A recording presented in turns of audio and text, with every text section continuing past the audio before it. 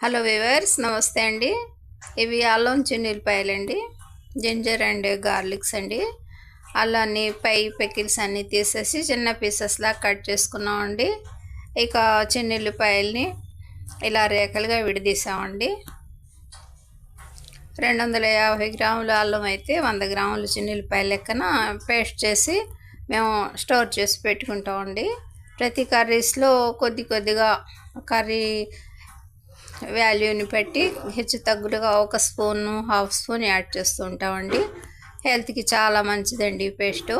మా వ్యూవర్స్కి తెలిసి ఉండవచ్చు, తెలియకపోవచ్చు, కానీ మా ఈ వీడియోని మీరు తప్పకుండా తిలకిస్తారనే ఉద్దేశంతో ఈ చిన్ని వీడియోని ప్రజెంట్ చేస్తున్నామండి. ఇక ఈ పీసెస్ని మనం గ్రైండ్ చేసుకొని పేస్ట్ని స్టోర్ చేసుకోవటమేనండి. చూస్తున్నారు కదండి, ఈ విధంగా మిక్సీ జార్లో అల్లం చిన్నులపాయల్ని యాడ్ చేసుకున్నామండి. ఇక వీటిని మనం గ్రైండ్ చేద్దామండి. కొన్ని పక్కన పెట్టేసి గ్రైండ్ చేసామండి. నెక్స్ట్ అవి కూడా యాడ్ చేసి వాటర్తో అన్నీ కలిపి ఈ విధంగా గ్రైండ్ చేస్తున్నామండి.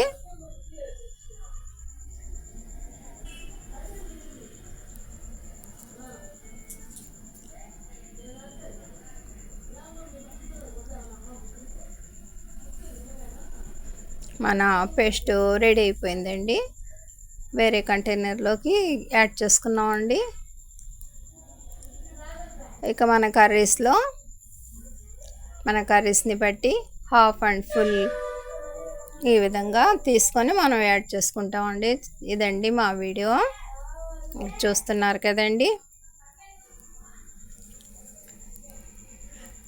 మా వీడియో నచ్చితే బీబీ షఫికా సోనా హోమ్లీ కిచెన్ షార్ట్స్ని లైక్ చేయండి, షేర్ చేయండి. బై అండి.